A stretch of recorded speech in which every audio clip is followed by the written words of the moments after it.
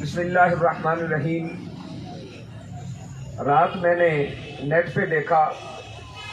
جاوید چودھری صاحب ایک anchor person ہیں، ان کا پروگرام چل رہا تھا۔ اس میں کاشف عباسی صاحب، ارشاد بھٹی صاحب وہ گفتگو کر رہے تھے، اور ان کی گفتگو میں نے چند چیزوں کو نوٹ کیا اور میں نے مناسب سمجھا کہ ان کو جواب دیا جائے۔ کاشف عباسی صاحب، ان پر تو کوئی اعتراض ہے ہی نہیں، کیونکہ یہ وہ بندہ ہے جس کے مقدر میں شاباش نہیں ہے۔ اور ارشاد بھٹی صاحب کو میں بہت لائک بھی کرتا تھا اور سمجھتا تھا کہ یہ ایک حق گو انسان ہے، لیکن رات والی ان کی گفتگو، غیر ذمہ دارانہ گفتگو سن کے مجھے بہت تکلیف ہوئی۔ جو جاوید چودھری صاحب اور ارشاد بھٹی صاحب کی گفتگو تھی، میں ان حضرات سے پوچھنا چاہتا ہوں، کاشف عباسی صاحب ہوں، ارشاد بھٹی صاحب ہوں یا جاوید چودھری صاحب، کہ جب اسمبلی میں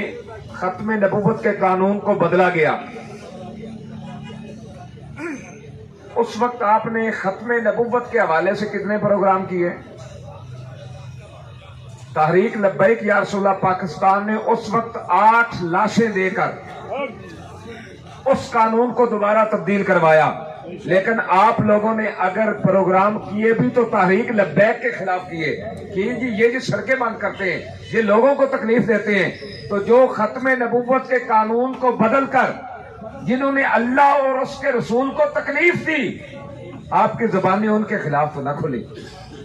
اور پھر ہالینڈ نے گستاخی کی، فرانس نے گستاخی کی سرکاری سطح پر،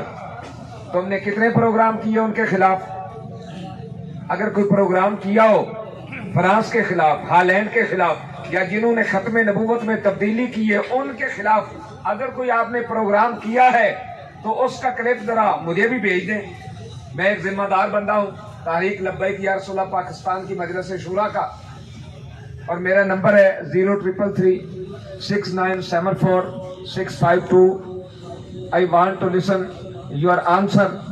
about ختم نبوت and ناموس رسالت صلی اللہ علیہ وسلم۔ اور جناب جاوید چودھری صاحب، آپ کے جھوٹ بولنے پہ ہمیں کوئی اعتراض نہیں ہے، جتنا مرضی بولیں۔ اعتراض اس بات پر ہے کہ جب آپ درود پاک پڑھ کے جھوٹ بولنا شروع کرتے ہیں نا تو ہمیں بڑی تکلیف ہوتی ہے۔ اور جناب کہہ رہے تھے کل کہ جناب یہ ناموس رسالت کا نام تھا، یہ تو سعد رضوی کو چھڑانے کے لیے تھا، یہ 4 شیڈول ختم کروانے کے لیے تھا، یہ FIRs کے اخراج کے لیے تھا، اور اپنے اسیران کو کی رہائی کے لیے تھا۔ بھئی تمہیں کس نے کہا ہے کہ تم کرسی عدالت پر بیٹھ کر یہ فیصلے کرو کہ جناب یہ تو ناموس رسالت کا معاملہ ہی نہیں ہے؟ کیا آپ اس بات پہ ہمارے ساتھ آتے ہیں کہ کل جب معاہدہ سامنے آئے اگر اس کی پہلی شک کی ناموس رسالت ہو تو کیا تم اپنا منہ کالا کروانے کے لیے تیار ہو؟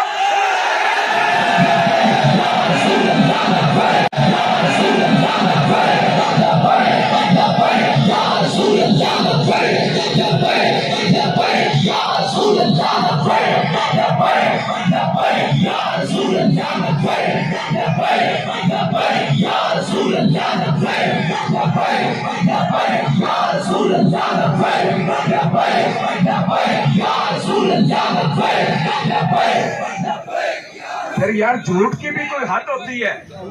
جھوٹ کی بھی کوئی حد ہوتی ہے۔ خود ہی کہہ رہے ہیں کہ اس معاہدے کو خفیہ کیوں رکھا گیا، خفیہ کیوں رکھا گیا، خفیہ کیوں رکھا گیا؟ جب معاہدہ آپ کے سامنے ہی نہیں ہے تو آپ اس پر بحث کیسے کر سکتے ہیں؟ یہ کیسے کر سکتے ہیں کہ جناب ناموس رسالت کا مسئلہ ہی نہیں ہے؟ جب معاہدہ سامنے آئے اس میں ناموس رسالت کا مسئلہ نہ ہو تو پھر آپ بولنے بھی، آپ کے جذبات بھی اچھے لگتے ہیں۔ اصل معاملہ یہ نہیں ہے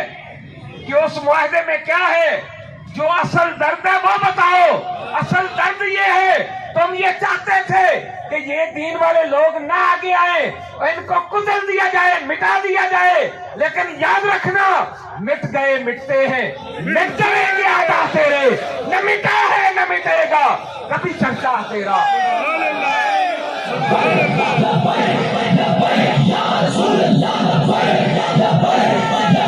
Ya Rasul Allah,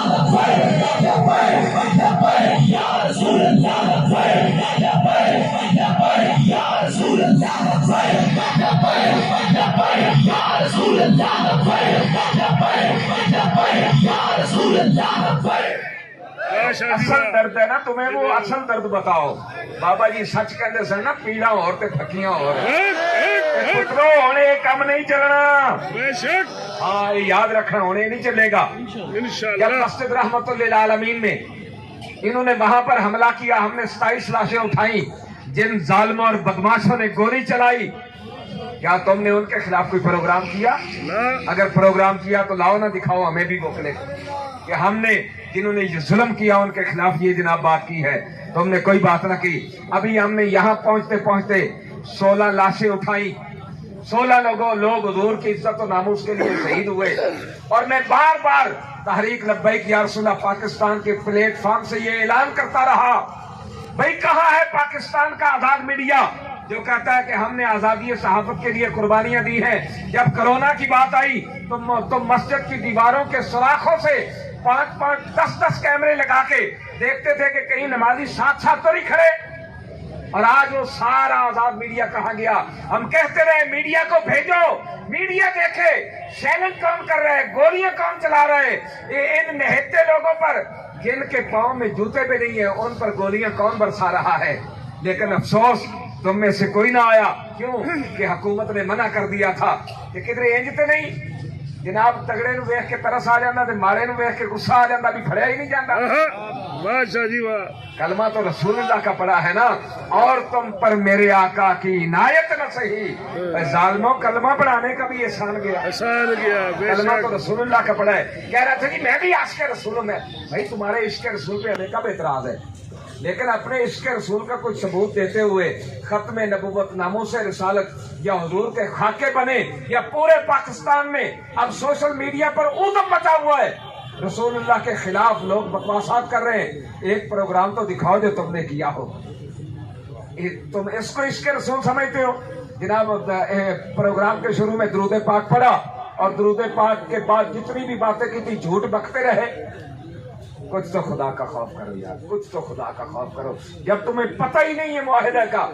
پھر اس پہ تبصرہ کر رہے ہو اور لاکھوں سلام ہو ان صحافیوں کو جن میں سمیع ابراہیم صاحب ہیں مبشر لقمان صاحب ہیں عارف حمید بھٹی صاحب ہیں اولیاء مقبول جان صاحب ہیں جنہوں نے سخت ترین وقت میں بھی پریشر میں بھی حق کی بات کرتے رہے حق کی آواز اٹھاتے رہے وہ ہمارے خلاف بھی باتیں کی ہوں گی ہمیں اس پر اعتراض نہیں ہے لیکن اس کڑے وقت میں جو بھی ان کے ساتھ ہماری بات ہوئی جو ہمارا انٹرویو لیا انہوں نے من و عن اس کو نشر کیا اور ہم ہی نہیں انشاءاللہ العزیز آنے والے وقت میں بھی عاشقان رسول ان کی عظمت کو سلام پیش کرتے رہے سبحان اللہ بے شک اور وکیل ٹی وی والے میاں داؤد صاحب انہوں نے بھی بہت محنت کی اللہ ان کو بھی عظیم عطا فرمائے جنہوں نے 4 بار معاہدہ کر کے توڑا کبھی تم نے ان کے خلاف بھی کوئی پروگرام کیا اگر کوئی پروگرام کیا تو ہمیں بھی دکھاؤ یہ تو نہیں ہے نا باتوں کے ساتھ ہم بھی بھائی ہم تمہارے عشق رسول پر کب اعتراض کر رہے ہیں کب ہم نے کہا تم عاشق رسول نہیں ہو ہاں یہ ہم ضرور کہہ رہے ہیں کہ تم جھوٹ بول رہے ہو اور اپنا یہ جھوٹ بند کرو اب میں نے بہت ساری چیزیں حذف کر دی ہیں